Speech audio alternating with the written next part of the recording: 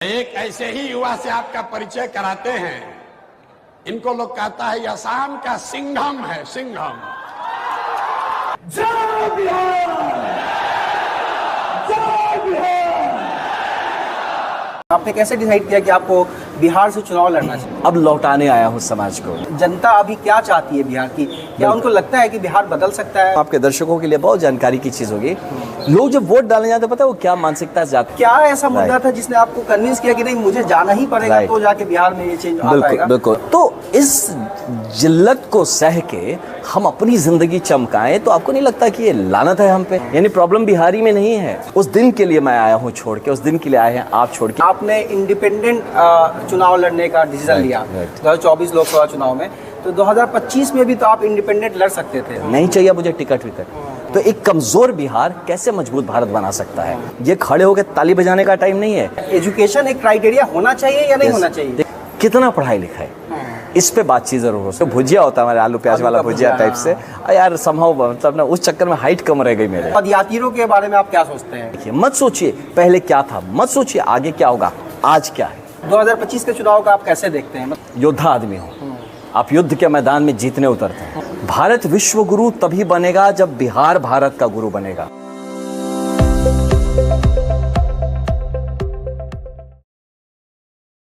आप सभी को मेरा नमस्कार, आदाब, अस्सलाम वालेकुम। मेरा नाम शमसुल आरफीन है और आप देख रहे हैं जनसुराज टीवी उर्दू। और आज हमारे साथ बैठे हैं आनंद मिश्रा सर, जिनको किसी इंट्रोडक्शन की ज़रूरत तो नहीं है, फिर भी हम एक शॉर्ट इंट्रोडक्शन आपको बता देते हैं।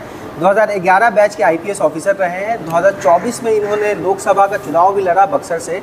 तो हम इनसे ये जानने की सबसे पहले कोशिश करेंगे सर कि आपने जो चुनाव लड़ा, तो आप आईपीएस ऑफिसर थे। आईपीएस ऑफिसर का जर्नी, एक तो कंपटीशन निकालना भी काफ़ी टफ होता है और एक जर्नी जो होती है उसको छोड़ के आप पॉलिटिक्स में मतलब कैसे आए और आपने कैसे डिसाइड किया कि आपको बिहार से चुनाव लड़ना चाहिए? पहले तो धन्यवाद शम्स, है ना, इस मौके के लिए कि हम लोग यहाँ बैठ के बात करें। और ये जो प्रश्न है मैंने इतनी बार जवाब दिया है कि अब इस पर एक्सपर्ट हो गया हूँ। लोग ये सुनना चाहते हैं इसलिए क्योंकि जी आई अंडरस्टैंड। तो मैं बताता हूँ। देखिए क्या है ना कि पहली बात यह है कि लोग समझते हैं मैंने कुछ बदला है, तो बदला सिर्फ अपना चोला है नो, बाकी अपना जो एटीट्यूड था, जो मेरा पैशन है, जो मेरा जो लक्ष्य है जीवन का, वो नहीं बदला है। पब्लिक सर्विस में था, आज भी पब्लिक सर्विस में। पहले तो वेतन भी मिलता था, तो वेतन भी नहीं मिलता है ना। तो इसीलिए बहुत सारे लोग हैं जो कि ऐसा इसको नेगेटिवली पोर्ट्रे करने की कोशिश करते हैं कि यार आपने एक पोस्ट छोड़ दिया, आपने मतलब एक पोस्ट ख़राब कर दिया, एक वैकेंसी किसी और। भैया हमने 13 साल काम किए हैं और बहुत तटस्थता से काम किया है, और उसमें जो ट्रेनिंग रहा, जो एक्सपीरियंस रहा, उसके साथ एनरिच होके अब पब्लिक सर्विस में, जन सेवा में हम लोग आए हैं। तो ये आने का कारण था कि किसी भी तरह की, देखिए नौकरी जो है ना वो एक कंडक्ट रूल्स के में बंधी हुई है। बंधा ये भी है, पब्लिक लाइफ जब तक हम समाज में हैं, समाज के नियमों को मान के चलना पड़ेगा। लेकिन इसका जो विस्तार है वो उस लाइफ से कहीं ज़्यादा है। यहाँ पे आप डायरेक्टली पब्लिक सर्विस में इन्वॉल्व हो सकते हैं। वहाँ जैसे ही आप किसी को अच्छा करने जाएंगे, लोग कहते हैं वर्दी में चाहे जैसे भी, अरे भैया पॉलिटिक्स कर रहे हैं आप आप जन सेवा भी करते हैं, तो उस पर भी लोग क्वेश्चन उठा देते हैं। अब हम जैसे गांव वगैरह आते थे कि चाहे कहीं पे भी जाते, चाहे कुछ भी, किसी की अगर कोई मदद करते तो लोग उसमें भी क्वेश्चन डालने लगते हैं कि आप beyond your mandate of job क्यों काम कर रहे हैं। तो जब कोई भी चीज़ आपको ये लगता है कि आप उसके परे जाके करना चाहते हैं, कर सकते हैं, और कुछ रोक रहा होता है, बंदिश हो जाता है, तो वो इंडिपेंडेंस के लिए, वो फ्रीडम के लिए कि ज़िंदगी जो है ना, फिर हो ना हो कौन जाने, फिर मिले ना मिले, अगली बार कौन जाने, कोई कबूतर बन के पैदा हो, छिपकली बन के पैदा हो। तो इंसान का जब शरीर मिला है तो इसको मैक्सिमम कैसे जिया जा सकता है। इसीलिए मैं उसके पहले 5 साल स्टेट सिविल सर्विस में भी काम कर चुका, तो 18 साल का मैंने पब्लिक एडमिनिस्ट्रेशन में काम किया है। तो ये 18 साल के एक्सपीरियंस को लेके मैं भी अगले 20, 30, 40 साल के लिए अब मैं चाहता हूँ कि डायरेक्टली समाज का होके समाज में काम किया जाए, और यही लक्ष्य लेके मैं यहाँ पे आया हूँ। कुछ क्योंकि अभी तक मैं खुद के लिए था, परिवार के लिए था, अब जो है समर्पित, अब लौटाने आया हूँ समाज को। मेरा अब तब तक अपने लिए था, अब अपनों के लिए। अच्छा, एक और ये बात जानना चाहते हैं, जैसे हम जैसे काफ़ी सारे युवा आपको फॉलो कर रहे थे, इंस्टाग्राम पे भी अलग अलग एक्टिविटीज़ आपका देख रहे थे 2024 में जो इलेक्शन के टाइम था, तो आपने काफ़ी जनसंपर्क भी किया, लोगों से बात भी की। तो उस बीच में जब आप जनसंपर्क कर रहे थे तो पहले भी आप थे उस कांटेक्ट में, बट एज अ पॉलिटिशियन जब आप उनसे बात करने गए तो आपको कैसा एक्सपीरियंस फील हुआ? मतलब जनता अभी क्या चाहती है बिहार की? क्या उनको लगता है कि बिहार बदल सकता है? और यस, यू आर राइट, आपने बहुत सही कहा। जब जैसे आप एज एन ऑफिसर जाते हैं तो जनता का जो रुझान आपकी तरह अप्रोच एकदम अलग होता है। जब एज अ पब्लिक मतलब रिप्रेजेंटेटिव की चाहत में या एज अ पॉलिटिशियन जाते हैं, जनसेवक जाते हैं सोशल सर्विस के हिसाब से, तो जनता का रुझान अलग होता है। तो पहला बात कि एज एन ऑफिसर जाने में जो था फीलिंग कि आप पे डाउट नहीं है, क्वेश्चन नहीं है, आपके अथॉरिटी को चैलेंज नहीं है, आप हैं, साहब हैं, नमस्ते है, प्रणाम है, जय हिंद है। लेकिन अब जब जाते हैं तो आप एक बैगेज लेके आते हैं। क्या बैगेज लेके आते हैं? पॉलिटिशियंस का।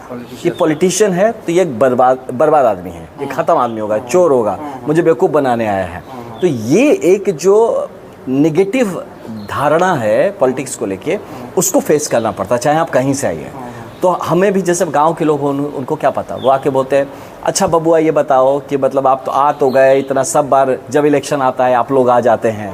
तो अब हम उनको बाद में अपनी तरह समझाते हैं कि भैया हम वो वाला नेता नहीं है, हम अभी अभी आए ही हैं। तो लेकिन उनका धारणा ये रहेगा। फिर बोलते हैं इसके पहले भी जो आए थे वो भी तो बोल के गए थे, आज तक तो मतलब उनका तो छोड़ो, बेसिक चीज़ों पे आ जाते हैं। उनके लिए डेवलपमेंट में नली गली ही है कि देखिए ये नहीं, आपको ये आप यकीन करेंगे, एक मैं गाँव में गया, वहाँ पे लोगों का हमसे क्या एक्सपेक्टेशन पता है? कहते बाबू बात तो बहुत अच्छा किया, सब ठीक है, अब बताइए आप जीत जाओगे तो हमारा मंदिर में एक माइक लगाना था, लगवा दोगे? बस इतना ही चाहिए था हमसे। मतलब उनका मुद्दा अभी तक वो समाज के लिए नहीं आ पा रहा है। उनका मुद्दा एक तो बहुत बेसिक चीज़ें हैं जो रोज़ उनकी ज़िंदगी को असर करता है, और यह पर्सनल चीज़ें हैं। अभी तक समाज जो है ना, एक सामाजिक समझ कह लीजिए, उसको अभी तक मोबिलाइज नहीं हो पाया। जो अब जनसुराज की तरफ से आप देखेंगे कि प्रशांत भैया जो करने की कोशिश करें, क्या आपको एक नैरेटिव से निकाल के आपको एक नया पर्सपेक्टिव देना चाहते हैं कि यार इस लाइन में सोचो, तो कोई सोच ही नहीं रहा था। तो इसीलिए मुझे लगता है कि मेरा जो एक्सपीरियंस रहा वो बेसिकली यही रहा कि हमारे समाज को सबसे पहले उसकी सोच को रीओरिएंट करने की ज़रूरत है। इधर ग्रीन है, आपको इधर गड्ढे की तरफ मुंह कर दिया गया, आपको जो दिख रहा है बर्बाद दिख रहा है, होपलेस दिख रहा है। जो आपने पूछा ना आशा है कि नहीं, नहीं है। लोगों को लगता है जो पॉलिटिशियन होगा वो चोर ही होगा, जो आएगा नेता बनेगा वो हमको बेवकूफ़ी बनाएगा, हमसे झूठ ही बोलेगा।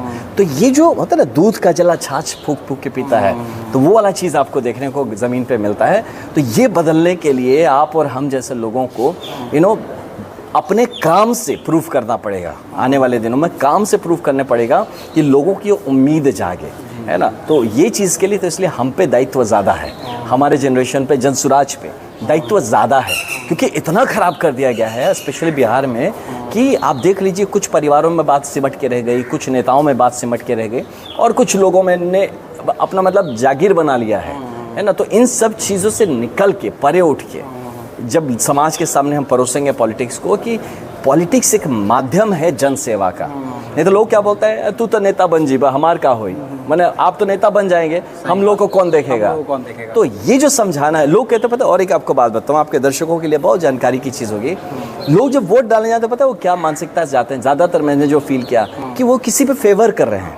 मतलब मैं आपको वोट दे रहा हूँ तो मैं आपको फेवर कर रहा हूँ, आप आए मांगने, आप उनको बात समझ में नहीं आता है कभी ना कहीं। ये हमको समझाने की ज़रूरत है, शायद बोलना गलत है, नहीं समझ में आता है कि ये जो आप वोट दे रहे हैं, आप वो नेता के लिए नहीं दे रहे हैं, आप खुद के लिए दे रहे हैं, आप अपने बच्चों के लिए दे रहे हैं, अपने समाज के लिए दे रहे हैं, बिहार के लिए दे रहे हैं। बिहार में लोग बहुत ज़्यादा नहीं है। तो ये जो सोच है वोटर का, जो सोचने का तरीका है कि आप किसी को वोट दे के उस पर आप फेवर कर रहे हैं कि अरे मैंने आपको वोट दिया था, ये सोच से निकलना है। मैंने आपको नहीं दिया था, मैंने अपने लिए दिया था, मैंने अपने बच्चे के लिए दिया था, मैं अपने गाँव के स्कूल के लिए दिया था, अपने गांव के विकास के लिए दिया था, हमारे समाज में अवसर खड़ा हो इसके लिए दिया था।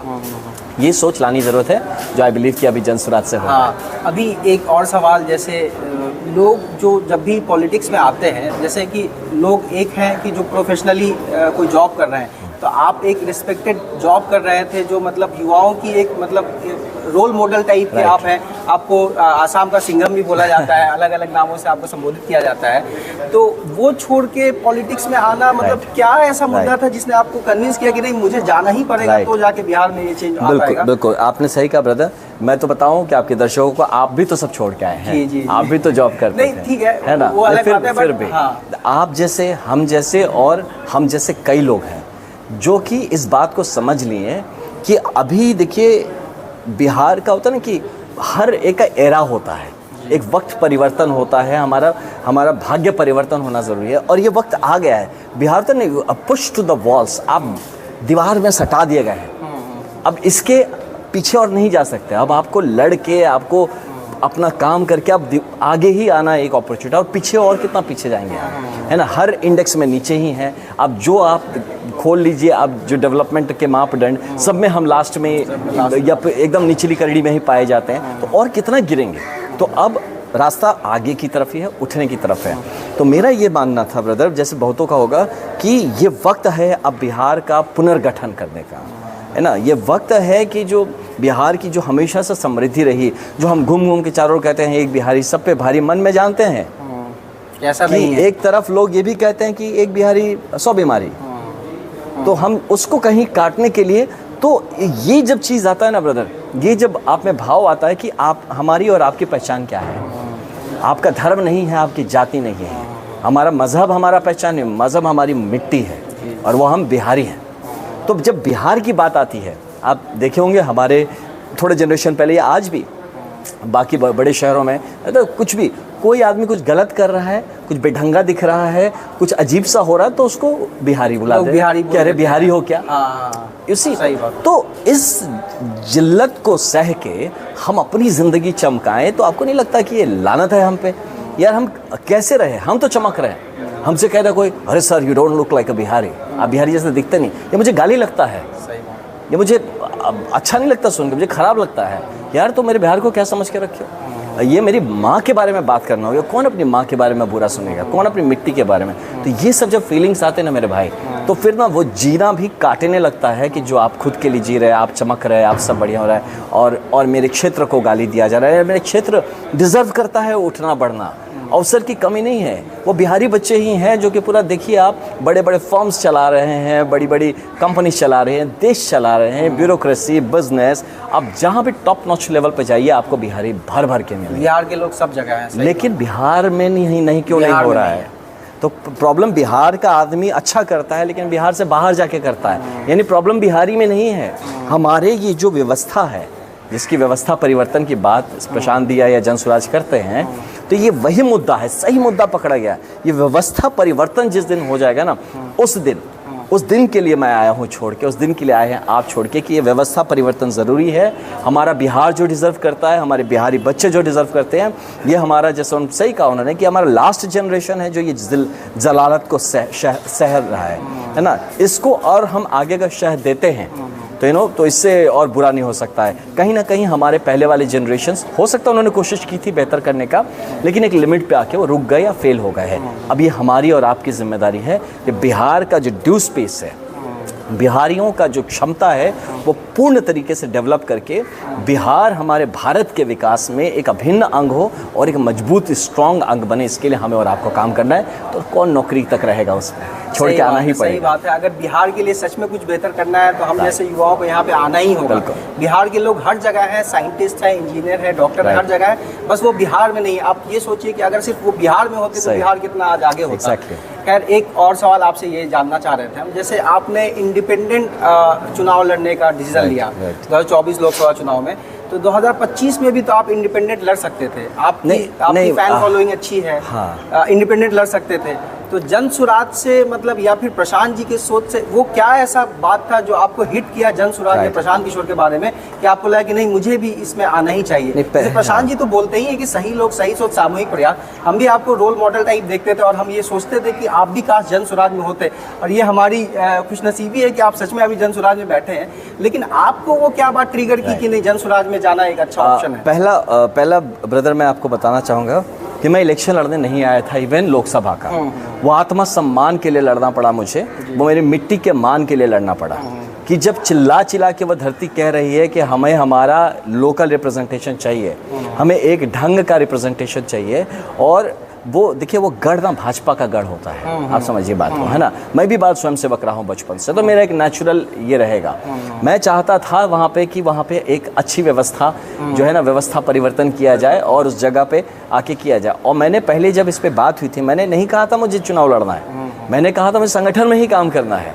और हाँ, अगर जब मौका आता है, अब जीवन भर तो संगठन तो ये जो आप बता रही है बीजेपी से कन्वर्सेशन बता हाँ रहे हैं। हाँ हाँ, तो उनके नेताओं से, बीजेपी के बारे में नहीं बोलते, हाँ, कुछ हाँ, लोगों से, कुछ लोगों हाँ, तो वो सब जब नहीं हुआ और जब आपको इस तरह से इग्नोर कर दिया जाता है कि आप नॉन एंटिटी है, तुमको ज्वाइन ही नहीं कराएंगे, जाओ ना, तुम कहाँ के आए हो। अच्छा। तब आपको लगता है ना कि भाई ऐसी बात है, तो आपके आत्मसम्मान पे आ जाता है, तो आपको खुद के वजूद के लिए कई बार कुछ चीज़ें करनी पड़ती है। कुछ अहम थे कुछ लोगों के, जो टूटना ज़रूरी था, इसलिए मेरा चुनाव लड़ना ज़रूरी था। और ये बक्सर की जनता तब नहीं समझी थी, अब समझेंगी इस बात को कि एक लड़का अपनी मिट्टी के लिए खड़ा था, वो किसी पार्टी के लिए नहीं खड़ा था। और आप कह रहे हैं 25 के लिए, तो मैं 25 के अगेन चुनाव के लिए नहीं आया हूँ। मैं बता, मैं टिकट मांगने नहीं आया हूँ। टिकट देने के लिए मुझे बड़ी बड़ी पार्टियां 2-3 ऑलरेडी अप्रोच कर चुके हैं, और मिल जाता, मैं जीत भी लेता, एमएलए बनना बड़ी बात नहीं। हाँ, वही तो शायद मेरा सवाल था कि ये तो मेरे आप खुद भी इंडिपेंडेंट बक्सर भी जीत के सकते लोग का जितना प्यार मुझे मिला है, मुझे पता है कि वो लोग, मैं खड़ा हो जाऊँ तो वो मुझे बना देंगे, मुझे इंडिपेंडेंटली वो एमएलए बना देंगे। लेकिन मैं अभी भी जहाँ आया हूँ, मैं टिकट की बात नहीं किया कभी किसी से, नहीं चाहिए मुझे टिकट विकट, मुझे काम करना है मिट्टी के लिए, बिहार के लिए। और इसमें मुझे दिखा प्रशांत किशोर भैया का जो एक ऑर्गेनाइजेशनल स्किल है वो प्रूवन है। उन्होंने देश में प्रूव कर दिया खुद को, उनको बार बार प्रूव करने की ज़रूरत नहीं है। जो क्रिटिक्स हैं बोलेंगे, लीव देम अपार्ट। तो एक आदमी जो बिहार के लिए बात कर रहा है, बिहार का काम कर रहा है, मैं भी वही कर रहा हूँ, मैं भी कर रहा हूँ, काम कर रहा हूँ, सब कुछ। तो दोनों जब करेंगे ना, तो ये चुंबक के दोनों पॉजिटिव भी चुंबक को लगाएंगे ना, तो वो रिपेल करेगा, है ना। तो मैं कहीं ना कहीं इस बड़े काम में बाधा ना बन जाऊँ। जो देखिए, इनका कोई ये नहीं करे हम लेफ्ट विंग है, राइट विंग है, सेंटर विंग है, कुछ नहीं है भैया। विकास चाहिए, व्यवस्था परिवर्तन चाहिए, हमारा बिहार बढ़ना चाहिए, बिहार के लोगों को अवसर मिलना चाहिए, बिहार की जो हमारे देश में जो उसकी जगह होनी चाहिए वो होनी चाहिए, और इसके लिए हम काम कर रहे हैं। तो यार, इस पॉजिटिव काम में मैं ना जुड़ूँ तो अब किसके साथ जुड़ूँ? लोग कहते हैं, मुझे कोई कह रहा है पता है क्या, कि भैया आप अभी इस पार्टी, हम बोले अब तो कोई पार्टी नहीं ज्वाइन किया, पहली बार कोई पार्टी ज्वाइन किया यार, तो हमको कहाँ से चेंज होने की बात कर रहे हो? मेरा विचारधारा देखिए, मेरी जो ट्रेनिंग, आप मेरा विचारधारा नहीं बदल सकते, जो मेरा संस्कार है वो आप नहीं बदल सकते। लेकिन विचारधारा के नाम पे मैं अपने देश के लिए कोई काम कर रहा हूँ, मैं उसको छोड़ दूँ? Party is never first for me. मेरा बार बार होता है, माटी मेरे लिए सबसे बड़ी इंपॉर्टेंस है, पार्टी नहीं। तो मैं अपनी ज़मीन के लिए, अपने वतन के लिए काम कर रहा हूँ, और बिहार को उस लेवल पे स्ट्रांग मैं देखना चाहता हूँ कि भारत का जब आए बात की विकसित भारत, तो उसमें बिहार का नंबर 1 योगदान होना चाहिए। तो एक कमज़ोर बिहार कैसे मजबूत भारत बना सकता है? और जब एक आदमी मजबूत बिहार बनाने पे लगा है, मैं कैसे ऐसा कुछ भी करूं कि उसकी एफर्ट को मैं कमज़ोर करूं? तो एक आदमी जो इतनी मेहनत कर रहा है, हमको आपको अभी खड़ा होना पड़ेगा साथ में, यू नो। अब ये देखिए आगे क्या होगा, आगे ये होगा वो होगा, अरे आगे तुम कौन जानता, कल आप हो ना हो, हम हो ना हो। सही बात। आज क्या हो रहा है ये देखिए, आज एक ऑर्गेनाइजेशन, एक आदमी दिलो जान से लग के लगा हुआ है कि हम बिहार को ठीक करेंगे, बिहार को व्यवस्था परिवर्तन करेंगे, और यहाँ पे सही लोगों को जोड़ेंगे, सही सोच को आगे बढ़ाएंगे, एक सामूहिक प्रयास से चीज़ों को चेंजेंगे। और हम साइड में खड़े होकर ताली बजाएं या देखते रहें कि अच्छा देखते हैं ये क्या करते हैं, फिर हम ज्वाइन करेंगे। ये सब मैं बोलता हूँ यही गद्दारी होगी। हमारे युवाओं को स्पेशल मैं आपके थ्रू बोलना चाहूँगा, हम सारे लोगों को ये मौका है जब कई लोग जुड़े हैं आगे बढ़ के अपने बिहार को बनाने में। ये खड़े होकर ताली बजाने का टाइम नहीं है, और हाथ में हाथ जोड़ के खड़े होने का टाइम, देखने का टाइम नहीं है। आओ इसमें जुड़ो, है ना, गिव योर एफर्ट। नहीं तो कल इतिहास जब लिखा जाएगा, पूछा जाएगा, भाई साहब कुछ लोग उठे थे बिहार के, छोड़ के नौकरियां आए थे बिहार के लिए काम, आप क्या कर रहे थे? तो हम तो भैया फेसबुक पे देख रहे थे, हम तो लाइव देख रहे थे क्या चल रहा है। सही बात। इतिहास माफ़ नहीं करेगा। ये वो वक्त है, पिछले पूछ लीजिए जब 77 में जो रेवोल्यूशन था, जेपी आंदोलन, कई लोग होंगे, मेरे घर में भी 2-4 लोग हैं ऐसे जो कहते हैं अरे यार हम लोग जुड़ नहीं पाए थे, हम लोग सोचे नहीं थे ऐसा हो जाएगा, होना चाहिए था हम लोग को। तो कुछ लोग हैं हमारे आसपास भी जो मुझे भी कहे कि ये वैसा ही रेवोल्यूशन है, लेकिन हाँ ये ज़रूर है कि ये उस तरह से, मतलब है ना, क्या बोला जी, एकदम जोर से एकदम आग लगा देने वाला नहीं है, सिमरिंग फायर है। क्योंकि खाना धीमी आंच पे पकता है, धीमी आंच पे पकता है ना, नहीं तो ज़्यादा आंच पे कर देंगे तो जल जाता है। तो ये धीमी आंच पे पकने वाला हमारा मेहनत है, हमारा खून पसीना है, जो एक सशक्त समृद्ध बिहार बनाने जा रहा है। तो इसीलिए मैं इसके साथ जुड़ा हूँ, और इसके लिए मुझे पूरा यकीन है कि आज के दिन पे जिस तरह से ये एक संगठित तौर पे काम हो रहा है, इसमें मुझे अपना जो भी छोटा बड़ा जितना रोल हो, मुझे इसमें निस्वार्थ भाव से जुड़ के काम करना है। और फिर मैं बताऊँ, मैं कोई ना 24 में टिकट का लालची था, ना 25 में लालची हूँ टिकट का, बस मुद्दे मेरे बिहार का है। लेकिन जो बिहार के मुद्दे पे अगर खरा नहीं उतरता है, कोई अगर बिहार का नाम लेके अपना रोटी सेकता है, तो अगर उसके लिए चुनाव लड़ा पड़ा मैं खड़ा हो जाऊँगा, है ना। पिछली बार इसलिए मुझे खड़ा होना पड़ा, और इस बार भी अगर कोई बक्सर में ऐसी बदमाशी करेगा ना तो मैं फिर खड़ा हो जाऊँगा, मैं बता रहा हूँ। लेकिन जो भी करे मैं बोलूँगा बिहार का मुद्दा, अपने क्षेत्र का मुद्दा हमेशा नंबर 1 होना चाहिए। हम और आप जैसे कितने ही लोग जन्मे और चले गए, ये मिट्टी है और रहनी चाहिए, ये वतन है और ये रहना चाहिए, इस पे हमें मेहनत करना है। अच्छा, एक जैसे आप ये बोल रहे हैं कि आपने युवाओं से अपील भी किया कि उनको इसमें समर्थन देना चाहिए, आना चाहिए, तो एक जैसे अभी 2 मीटिंग हुई, पिछली 2 मीटिंग हुई बापू सभागार में, जिसमें प्रशांत जी ने लोगों से पूछा कि किसी को अगर पार्टी में लीडर बनना है तो उसका क्राइटेरिया क्या होना चाहिए, वो 10th पास होना चाहिए, 12th पास होना चाहिए, ग्रेजुएशन होना चाहिए। तो लोगों ने एकदम ज़ोर शोर से बोला कि मिनिमम 12 पास, मिनिमम ग्रेजुएशन ऐसा होना चाहिए। लेकिन प्रशांत जी ने उसको बोला कि आप सोच समझ के बोलिए कि अगर ये कानून बन गया, अगर ये संविधान बन गया जन स्वराज का, तो लोगों को, वैसे लोगों को आना मुश्किल होगा जो कम पढ़े लिखे हैं। तो आपका इसमें क्या सोचना है कि मतलब एजुकेशन एक क्राइटेरिया होना चाहिए या नहीं होना चाहिए? देखिए, एजुकेशन से आपको क्या मिलता है? एक बौद्धिक क्षमता का विकास होता है, आपको चीज़ें समझ में बेहतर आती हैं, है ना। आपका जो निर्णय होता है वो थोड़ा सोच समझ के लेते हैं, है ना। आपने अगर पढ़ाई लिखाई किया तो एग्जामिनेशन फेस करना सीखा है, चीज़ों को समेट के संजो के पेश करना जानते हैं, तो एजुकेशन आपको ये सिखाता है। अब अकबर तो पढ़े लिखे नहीं थे, लेकिन आज के दिन में देखिए इतना बड़े हमारे साथ ये सवाल इसलिए भी पूछा जा रहा है क्योंकि हमारे सामने एग्जाम्पल जो है वो एक ऐसे हैं जो जिन्होंने पढ़ाई भी नहीं किया और बहुत अच्छा लीडरशिप स्किल भी नहीं है। अभी हम लोग बात कर रहे हैं कि तो लेकिन इसीलिए मेरा जो इस पे स्टैंड है वो क्या है कि मैं पर्सनली चाहता हूँ कि एक पढ़ाई लिखाई आदमी को सीजन्ड करता है, चीज़ों को समझने और समझाने दोनों की क्षमता प्रोवाइड करता है। तो पढ़ाई लिखाई मेरे हिसाब से एक इम्पॉर्टेंट क्राइटेरिया होना चाहिए। कितना पढ़ाई लिखाई, इस पे बातचीत ज़रूर हो सकती है। मैं ज़रूर कहूँगा कि इतना हो कि आप अक्षर, है ना, कि क ख ग घ को पहचानो, अलिफ को पढ़ना सीखो। तो ये जो चीज़ है ये इतना तो होना चाहिए कि आपकी एक बेसिक बुनियादी शिक्षा रहनी चाहिए। और मैं ये भी चाहूँगा कि अगर बाई चांस इसका ज़्यादा का क्राइटेरिया होता है तो जितने भी लोग प्रत्याशी हैं जो करना चाहते हैं, भैया ओपन स्कूल से पढ़ लीजिए, ओपन यूनिवर्सिटी इग्नू में पढ़ाई होती है, पढ़ लीजिए, डिग्रीज आप उसके लिए भी तैयारी कर सकते हैं। अगर छूट गया था पहले तो इस बहाने थोड़ी पढ़ाई भी हो जाएगी।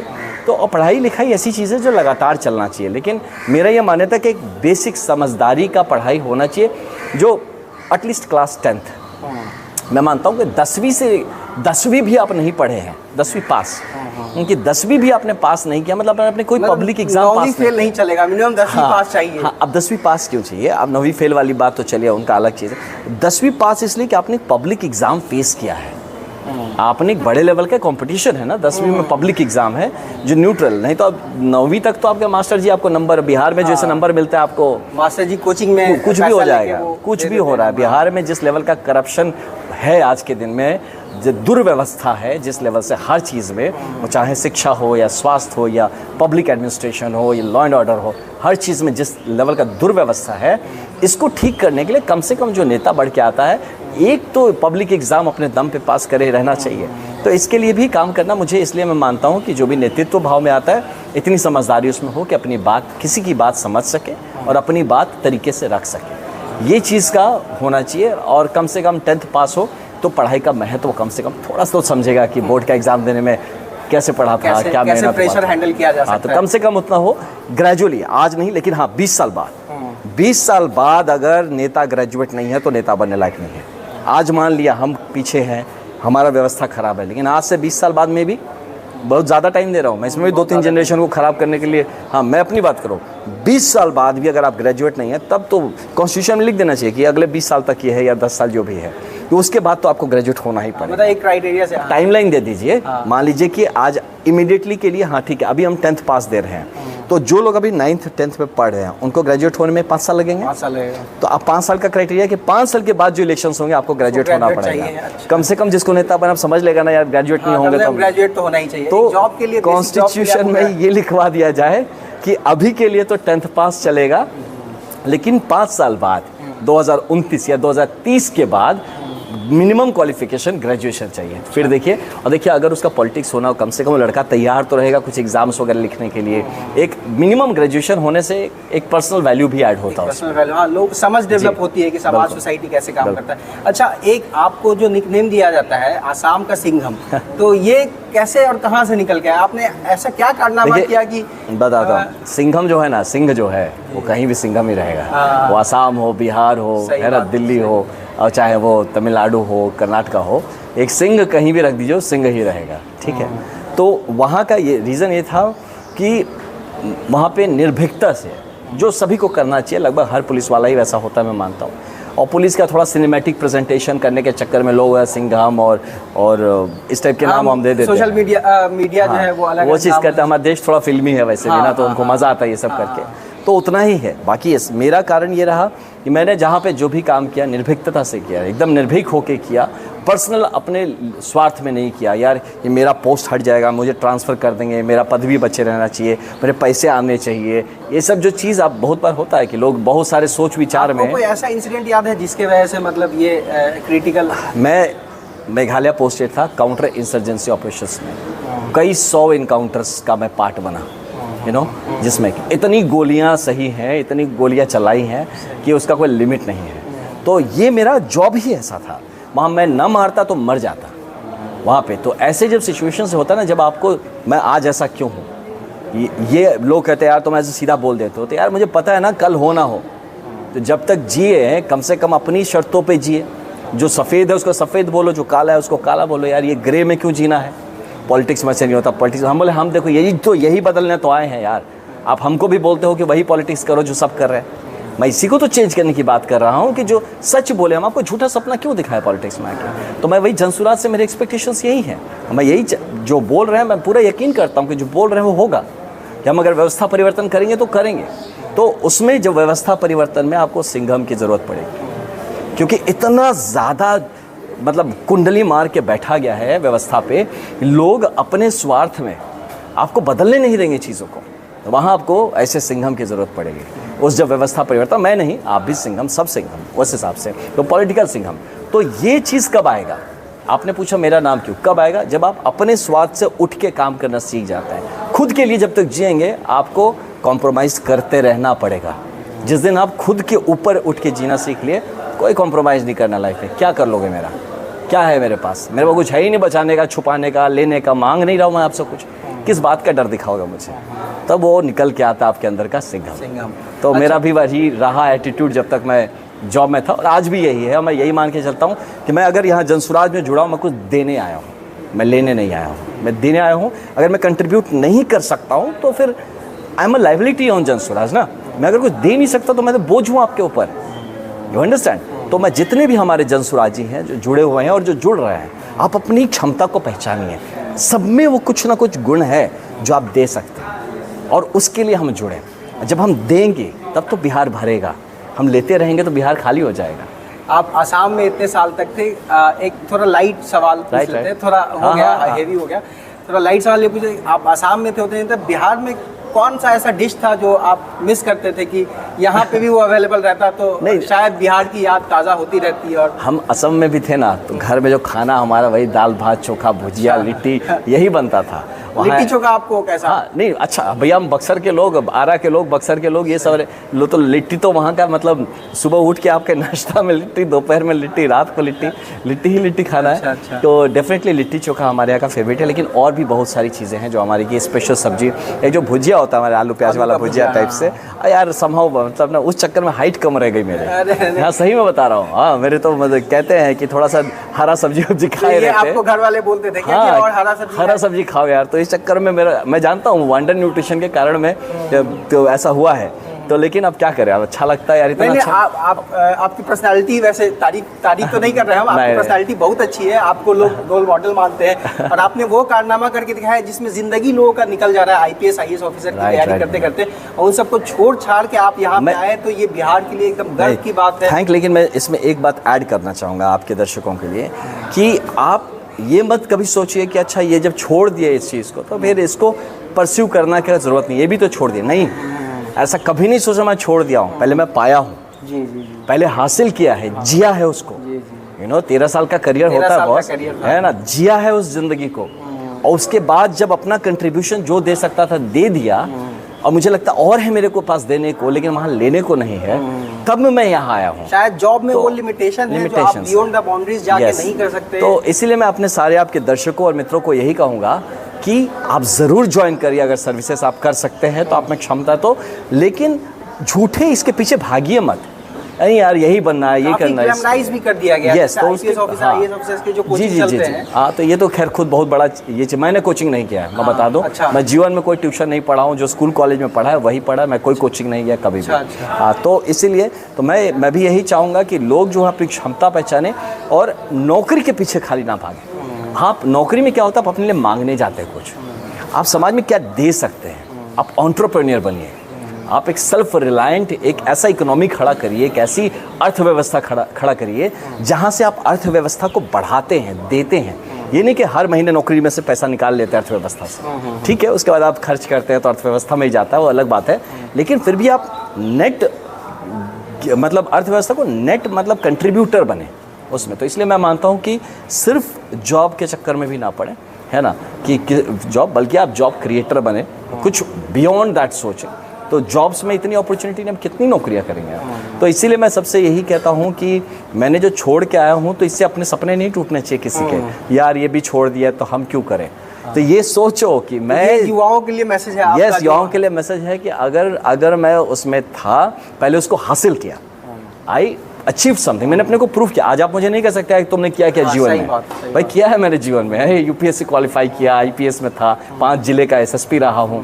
हाँ, तो मैंने किया है, अपना सब करने के बाद छोड़ा है, मतलब एक रैंडम डिसीजन नहीं है, सोचा समझा एकदम बिल्कुल। तो आप भी जीवन में जब भी कुछ करिए, पहले खुद को एस्टैब्लिश करिए, खुद को अचीव करिए, जब आपके पास कुछ होगा तब ना आप देंगे, तब आप देंगे। जब खुद ही मांग रहे हैं तो आप देंगे आप उस लायक बनेंगे, तब जाके आप किसी को अपने आप को टेस्ट करिए, अपने आप को प्रूव करिए।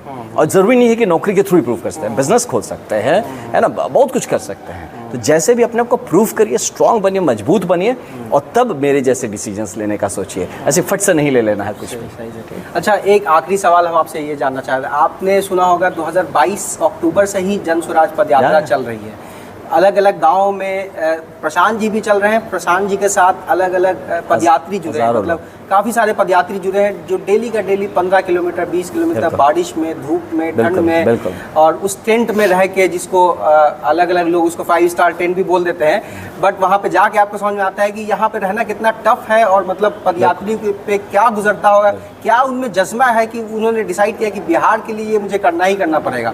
तो आपको ये कोशिश कैसा लग रहा है, जन स्वराज का पदयात्रा वाला कोशिश है, और पदयात्रियों के बारे में आप क्या सोचते हैं? मैं बहुत ही सम्मान रखता हूँ हर एक पदयात्री के लिए, प्रशांत भैया के लिए स्पेशली, कि सही मायने में देखा जाए कि इस तरह का कुछ मुहिम शुरू किया इन्होंने, जो मे भी गांधी जी का वो हमारा दांडी मार्च और इनकी जितनी यात्राएं रही हैं, ऐसी तो कुछ यादें आती हैं। हाँ बिल्कुल, वही ध्यान में एकदम सिमिलैरिटी आपको वही ड्रॉ होता है सीधा।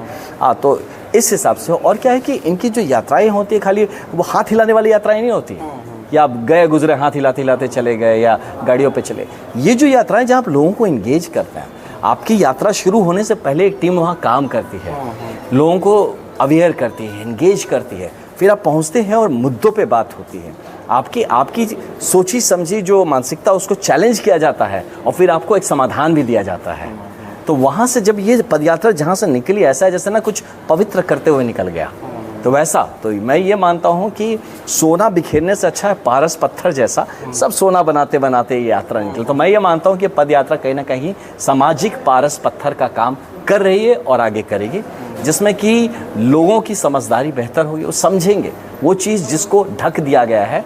तो इसलिए, और 5 स्टार टेंट की जो बात करते हैं, उनको कहना है कि आके पदयात्रा में चले। जब आप मेहनत करते हैं ना पूरे दिन, और फिर जब सोते हैं तो आप बिस्तर पे सोए हैं कि ज़मीन पे सोए हैं कि कब्र में सोए हैं, पता नहीं होता है। कि जब मेहनत करता है ना उसके लिए, तो वो सोना ही 5 स्टार है, तो स्लीपिंग ही 5 स्टार है। जो करते नहीं ना मेरे भाई, ऐसी बातें करते रहेंगे।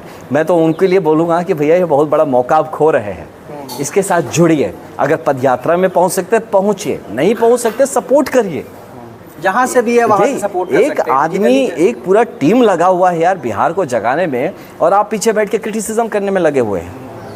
आप सपोर्ट नहीं कर सकते हैं कम से कम किसी तरह से, तो ये अननेसेसरी डिमोटिवेट मत करिए ऐसे आदमी को यार। मैं भी जब इलेक्शन में ही कहता था, एक आदमी सब छोड़ के आया यहाँ पे चुनाव लड़ने के लिए, आप मुझे अगर मैं हरा देते हैं और मैं छोड़ देता हूँ, कल को कोई नहीं आएगा फिर खड़ा होने आपके लिए। सब बोलेगा देखो भाई तो सब छोड़ के आया था, क्या मिला उसको। इसीलिए लोग मुझे कहते हैं जाओ वापस ज्वाइन कर लो, ये कर लो। मैं क्यों जाऊँ, मैं क्यों अपने आने वाले पूरे जनरेशन को डिमोटिवेट करूँ।